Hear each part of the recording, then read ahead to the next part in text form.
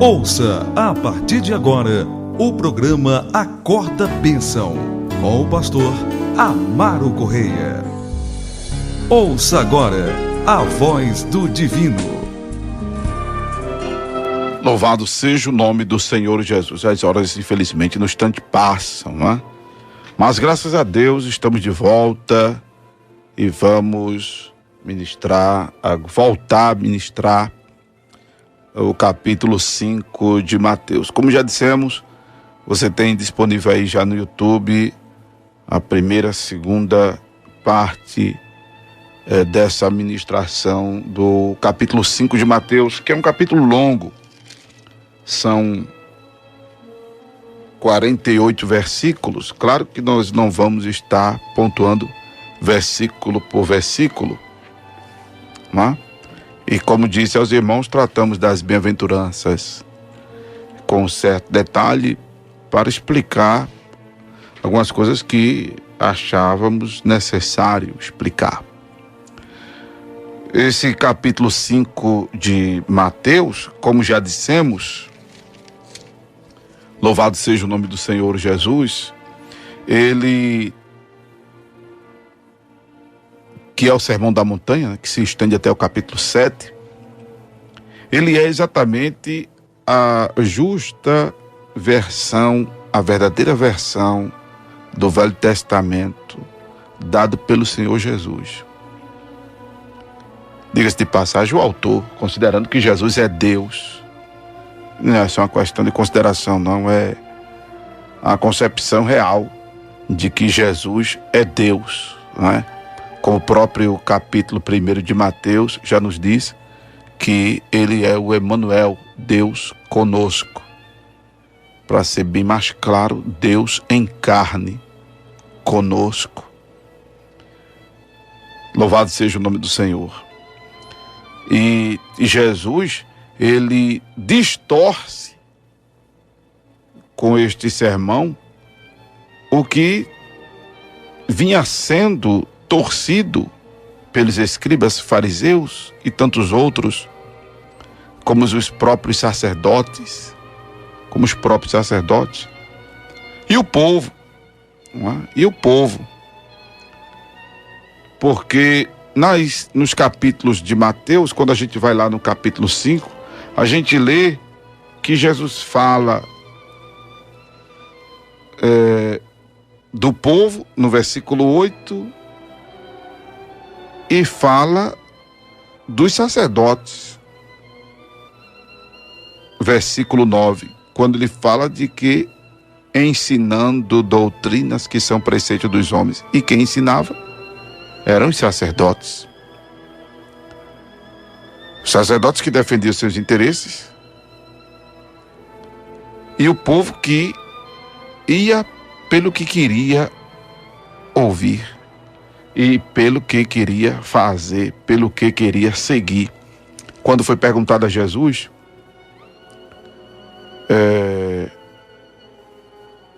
no capítulo 5 de Mateus ainda, o versículo de número, deixa eu me ver aqui, Mateus capítulo 5, né? O versículo de número,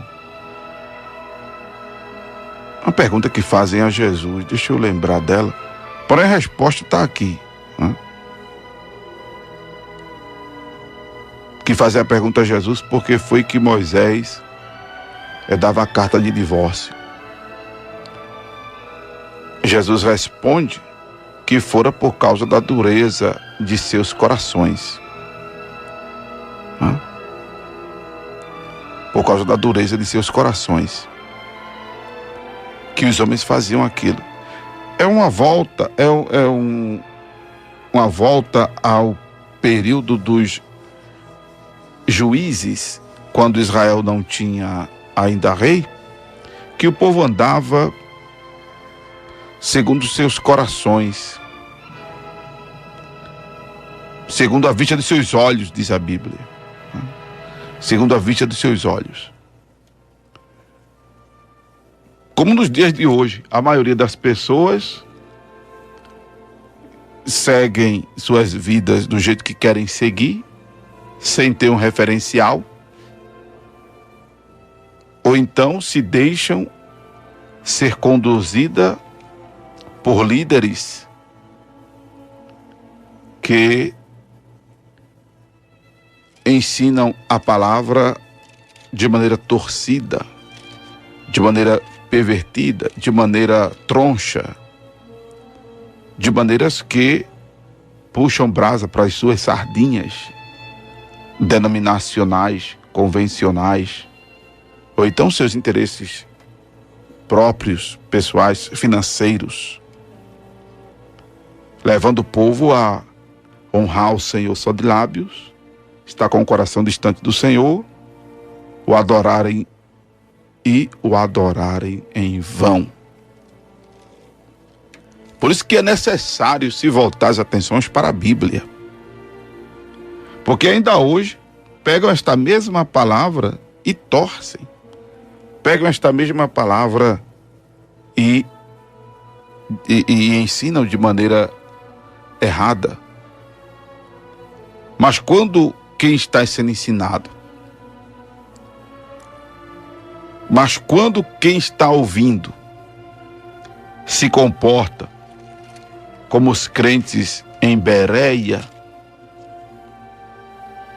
diz a palavra de Deus que em Bereia os crentes, mesmo ouvindo ninguém mais, ninguém menos que o apóstolo Paulo, ouvindo ninguém mais, ninguém menos que o apóstolo Paulo,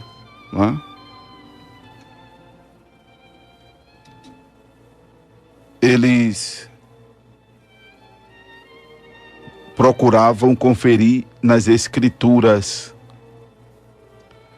Louvado seja Deus, se o que Paulo dizia era assim mesmo. Atos dos Apóstolos, capítulo de número, deixa eu conferir aqui, versículo 17, capítulo 17 de Atos, versículo de número 10 e 11. E logo os irmãos enviaram de noite Paulo e Silas a Bereia. E eles, chegando lá, foram à sinagoga dos judeus. Ora, estes foram mais nobres do que os que estavam em Tessalônica, porque de bom grado receberam a palavra, examinando cada dia nas Escrituras, se estas coisas eram assim. Então não há interesse das pessoas, em sua maioria, consultar a Bíblia. Diante de uma pregação,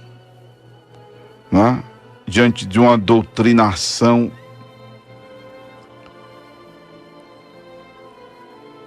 e aí se deixam ser levados pelos ensinamentos torcidos, pelos ensinamentos adulterados da Escritura. Então Jesus, ele, com esse sermão da montanha, traz para o povo judeu, diga-se de passagem, o povo para quem Jesus veio restaurar o papel missiológico, porque a nação de Israel tinha o papel de ser a nação missionária. Está escrito em João que a salvação vem dos judeus em função disso. Quando a gente aprendeu lendo o livro de Gênesis, até recentemente isso, fizemos a abordagem, capítulo 12, que Deus levantou o povo hebreu para tornar-se conhecido este povo e fazer deste povo um povo missionário. Para que este povo tornasse Deus conhecido aos outros povos. E fazer missões é isso, é tornar Deus conhecido. Fazer missões é isso, tornar Deus conhecido. Fazer missões, o ide e pregai, O ide de Jesus é torná-lo conhecido, é tornar a sua vontade conhecida. Louvado seja Deus. Louvado seja Deus. E aí o Senhor começa, aleluia, com este sermão, dando exatamente o verdadeiro sentido do que havia sido escrito lá atrás. A proposta que Deus tinha para o seu povo e tem para o seu povo. Só que por conta da rejeição que o Messias sofre por parte dos judeus, aí surge um povo dentro de outro povo, que é a igreja. Que é a igreja. E diga-se de passagem, a igreja não foi fundada em Atos 2. A igreja existe desde quando se resolve, quando Deus vem sendo respondido de maneira positiva. Quando as pessoas respondem de maneira positiva à palavra de Deus, então a igreja existe. Não é? E existe a igreja lá do Velho Testamento, que é a igreja triunfante, aqueles que foram levados cativos juntos com o cativeiro aos céus. Quando Jesus morre e desce às profundezas da terra, Paulo, escrevendo aos Efésios, diz que ele leva cativo o cativeiro. Essa é a igreja veterotestamentária. Porque responderam à revelação divina de maneira positiva. Não é? E agora o Senhor dá uma identidade à igreja que não era só composta por judeus, como também não vem sendo composta só por judeus, porque você sabe que no Velho Testamento, para agregar-se à igreja, ou ao povo, especificamente falando judeu, porque ser judeu não era simplesmente ter pai e mãe judeus, ter pais judeus. Ser judeu tinha que, para ter peso espiritual, tinha que ser circuncidado, mas não bastava ser só circuncidado.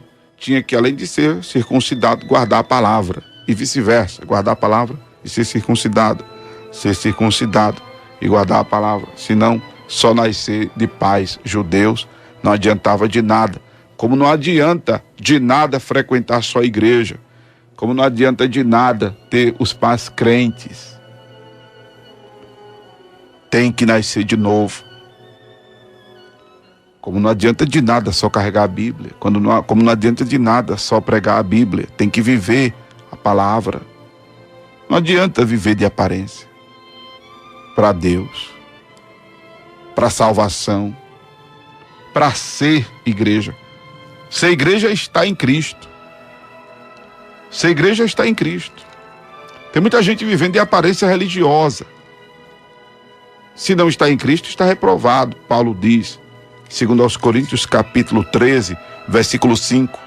Examinai-vos a vós mesmos, se permaneceis na fé. Provai-vos a vós mesmos, ou não sabeis quanto a vós mesmos, que Jesus Cristo está em vós, se não é que já estáis reprovados. Então, ser igreja não é viver de uma aparência religiosa, não é viver o estereótipo evangélico. Ser igreja está em Cristo.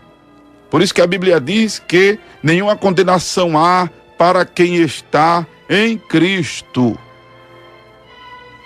Louvado seja Deus.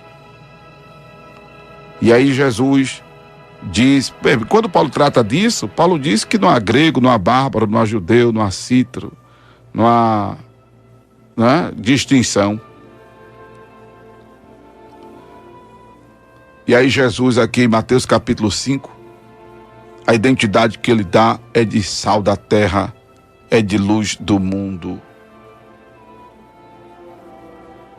São aqueles que fazem o nome do Pai ser glorificado pelas suas obras, pelas obras do ser, não é? Do ser cristão.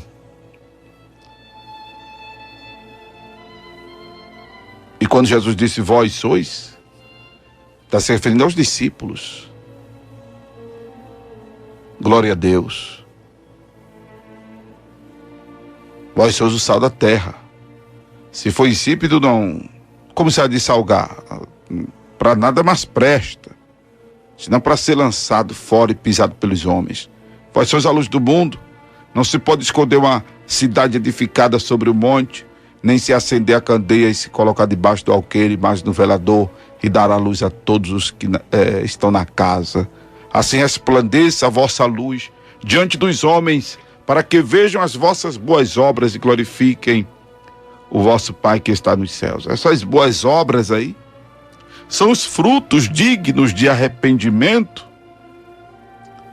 Louvado seja Deus. São os frutos dignos de arrependimento vindicados por João lá no capítulo 3, versículo de número 8. Essas boas obras aí é o comportamento das bem-aventuranças, é o caráter das bem-aventuranças, são os requisitos das bem-aventuranças, são as características das bem-aventuranças. Esse sal da terra e essa luz do mundo são essas coisas que, louvado seja Deus, faz com que nós exerçamos um diferencial, de maneiras que o nome do Pai Celestial seja glorificado. E aí está, irmãos, o segredo de uma vida sarada, de uma vida abençoada, de uma vida resolvida. Glorificar o Pai que está nos céus. Aleluia. Glorificar o Pai que está nos céus. Quando você faz o nome de Deus ser glorificado, olha, Deus se agrada tanto disso. Aleluia. Que Deus investe na sua vida em proteção, em suprimento, em bênçãos. E entenda que a palavra bênção significa tudo aquilo que contrasta, tudo que é o oposto ao que é negativo, o que é maldito.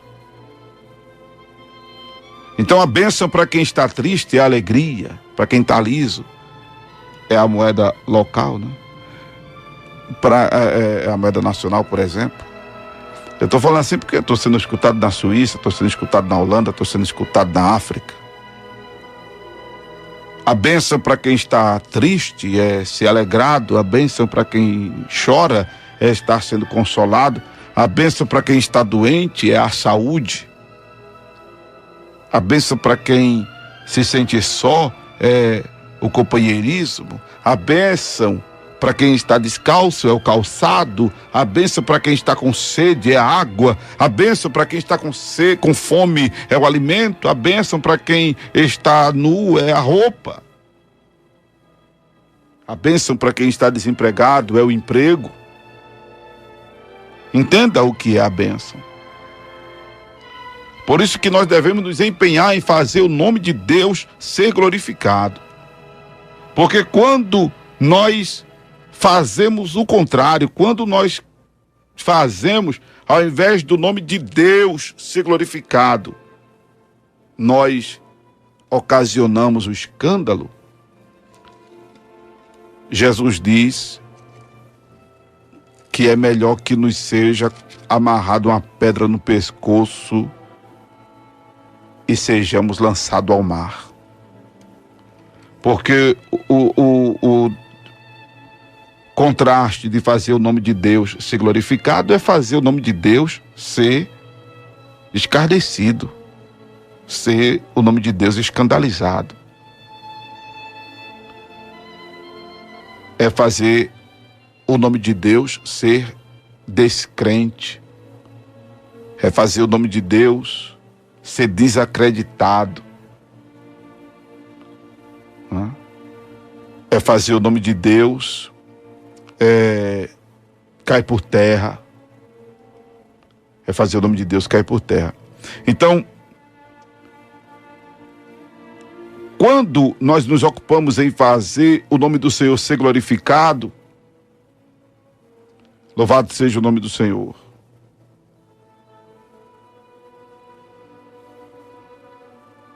Nós atraímos para as nossas vidas bênçãos. Nós atraímos para nossas vidas bênçãos. Louvado seja o nome do Senhor Jesus.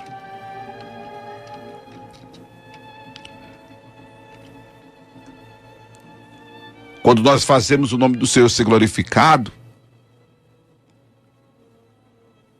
a palavra de Deus nos diz em 2 aos Coríntios, capítulo 9, versículo 11, que nós somos enriquecidos para toda a beneficência. Então, essa é a identidade da igreja. Louvado seja o nome do Senhor. Por isso que Jesus, inclusive, a partir mais do que nunca desta sua fala, ele vindica, glória a Deus, que nos unamos a Ele, porque nele, glória a Deus, se cumpre toda a profecia. Nele se cumpre toda a profecia. Nele não há violação de nenhum mandamento, por menor que seja. Glória a Deus. Ele que não veio destruir a lei ou os profetas, não veio abrogar, mas veio cumprir. Coisa que eu nunca poderia, coisa que você nunca também poderia e não pode.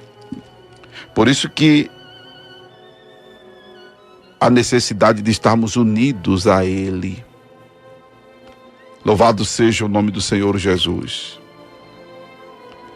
E aí o Senhor fala exatamente no versículo 20 de a nossa justiça exceder as dos escribas e fariseus.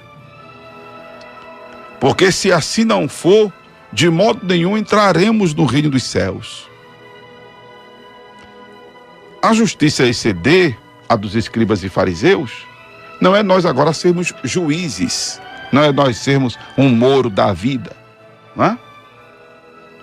Mas é o vivenciar a palavra. O vivenciar a palavra de Deus. Quando você fizer uma correlação do Salmo 119, do versos 1 ao 10, você vai encontrar que um dos sinônimos da palavra nestes salmos é a palavra, palavras fortes, como lei, ou a Torá, que é a totalidade dos ensinos de Deus. Outra palavra forte, mandamento, que são as instruções detalhadas da parte do Senhor. Outra palavra forte, estatuto, que consiste em regulamentos, tanto individuais como coletivos. Outra palavra forte, juízo, que são os vereditos divinos. Os vereditos divinos. E a justiça usa desses termos: lei, estatuto, mandamento, juízo. A justiça se utiliza desses termos. Então, quando o Senhor fala aqui da nossa justiça exceder a dos escribas e fariseus, é exatamente o vivenciarmos a palavra. Porque fora para os fariseus e saduceus que João disse: raça de víboras, quem vos ensinou a fugir da ira futura? Produzir, pois, frutos dignos de arrependimento. Foi aos fariseus e saduceus. E o conflito, tanto de João como de Jesus, era com gente da estirpe dos fariseus e saduceus. Que, diga-se de passagem, esse movimento político e religioso não existe entre nós, institucionalmente falando, mas existe metaforicamente falando, simbolicamente ou representativamente, pelas ações, pelo comportamento, pelo procedimento de quem não se esforça em viver a palavra. Se esforçar em viver a palavra, não estamos falando aqui de perfeição. Até porque se eu falasse aqui de perfeição agora, eu ia contrariar tudo que já ministrei desse capítulo 5, correlacionado a Gálatas, capítulo 6, versículo 1. Né? Que foi quando correlacionamos toda essa primeira abordagem de Mateus 5, ou a segunda, nem lembro mais. Mas, desde o começo, estamos correlacionando essa abordagem a Gálatas 6, versículo 1. O exercício da misericórdia, o exercício da mansidão, o exercício da fome, da sede, da justiça, o exercício do pacificador. Louvado seja o nome de Jesus.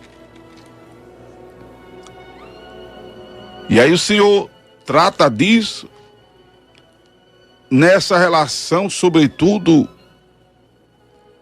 nesta relação sociável. Jesus começa mais do que nunca a tratar desta relação sociável, que é o termômetro da relação com Deus. Por isso que ele fala no versículo 22, no versículo 21, começa ele dizendo: não matarás, como está escrito. Só que Jesus vai mais além. Não é ruim, não é perigoso, não é condenável por Deus só matar. Mas se encolarizar contra o irmão faz com que nos tornemos réu do juízo. Agora preste atenção a essa explicação aqui, do versículo 22, quando Jesus diz: e qualquer que chamar seu irmão de raca será réu do sinédrio.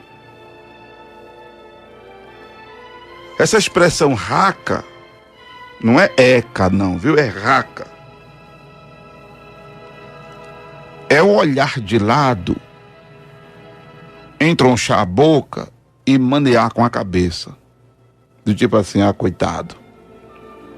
Ah, coitada. Essa expressão é o desprezo dado a alguém. Esse encolarizamento é o desprezo, é o tratar o outro como água de coentro. É tratar o outro como aquilo que o gato enterra. Essa expressão raca é isso. Hã? E você sabe que aí o sinédrio era um lugar de julgamento. Hã? É réu do sinédrio. Hã? É réu de uma lava-jato, por exemplo, da vida. Jesus chama atenção para isso. Ao ponto de até dizer a profundidade. Veja como nós devemos encarar isso com tanta seriedade, que o Senhor fala até de que se quando levarmos a oferta ao altar e nos lembrarmos que o irmão tem alguma coisa contra nós, deixemos a oferta no altar, reconciliemos-nos com o irmão para depois apresentar a oferta. Tem irmãos que se deixam ser reconciliado, obviamente, tem outros que não. O que Jesus está querendo que nós entendamos aqui é que nós devemos estar com o coração limpo, como foi ensinado lá no capítulo 5 de Mateus, o versículo de número 8. Bem-aventurados limpos de coração. Porque tem pessoas que não se permitem retratamento. Tem pessoas que você vai pedir desculpa, perdão, e elas não querem saber. Aí cabe a você não guardar a raiva ou o ódio. Você está aí do outro lado me dizendo, pastor, eu tentei pedir perdão à pessoa, ela não quis saber, e agora? Você fez a sua parte. Você não liberou perdão? Amém. Você está bem com Deus. A outra parte é que se resolva com Deus agora. Não é? A outra parte é que se resolva com Deus. Por isso que o Senhor fala, reconcilia-te com teu irmão. Essa coisa de liberar perdão é fundamental para que, inclusive, Mateus capítulo 6, versículo 14 e 15, sejamos também perdoados pelo Pai.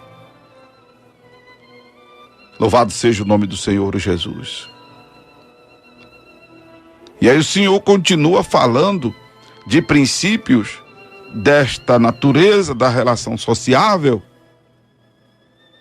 com uma profundidade tão grande, que para muitos crentes isso é secundário, isso é terciário.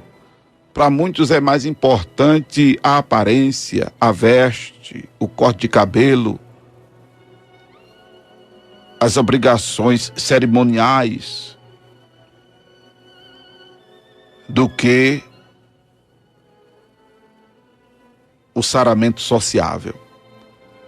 Ainda nesse capítulo 5, Jesus diz para amarmos os nossos inimigos, bendizermos, versículo 44, bendizermos os que nos maldizem, fazer bem aos que nos odeiam, orar pelos que nos maltratam e nos perseguem, para que sejamos filhos do Pai que está nos céus. Porque se não fizermos assim, a identidade paterna fica a desejar. Louvado seja o nome do Senhor Jesus. É quando o Senhor fala da nossa justiça exceder a dos escribas e fariseus, porque se nós só amarmos os que nos amam, que galardão teremos? Porque os publicanos são assim também, disse Jesus. Era outro grupinho que era problemático, não é? Mas muito usado como referência pelo Senhor Jesus. Inclusive no capítulo 18 de Lucas, o publicano é usado como uma referência positiva, porque batia no peito sem poder levantar o rosto aos céus, dizendo: ó Deus, tem misericórdia de mim, pecador. E tem o publicano Zaqueu, né? Zaqueu era publicano, que não defraudou as pessoas, como ele diz, como alguns entendem. Ele disse: se defraudei alguém, eu restituo 4 vezes mais. Ele tinha consciência do que tinha feito, o que tinha deixado de fazer. Louvado seja o nome do Senhor. Então, procure, meu irmão, minha irmã, ler isso aqui. Eu penso que esse capítulo 5, esse capítulo 6, esse capítulo 7 de Mateus deveria ser, se não toda semana, de 15 em 15 dias, algo deles ser ministrado nas igrejas. E mesmo que seja ministrado outros textos da Escritura, mas sempre correlacionar a esse texto aqui. Não ele todo, mas uma partezinha dele será o suficiente para gerar uma consciência cristã muito necessária para os dias de hoje. Porque há muito estereótipo religioso. Há muito estereótipo. E quando o crente se depara com a reflexão, com a meditação. Nem precisa ser algo assim estrondoso como uma elucubração, né? Uma meditação profunda, exegética. Nem precisa. Quando ele se depara só com a leitura desse texto, ele se olha e diz: meu Deus, eu estou muito a desejar como crente, eu estou fazendo tudo errado, eu estou encolarizado, eu estou a fim de esganar, eu estou a fim de matar, eu estou a fim de botar para torar, eu estou a fim de arrebentar com essa pessoa, de fazer assim com a vida, sabe, aí, olhando para aqui, de meu Deus, como eu estou distante de Jesus. Eu estou até na igreja, eu até frequento, eu até participo de órgão, eu até participo disso, daquilo outro, mas como eu estou distante de Jesus. Que tem gente distante de Jesus. Não é uma carteira de membro, não é um lugar no órgão, não é uma função eclesiástica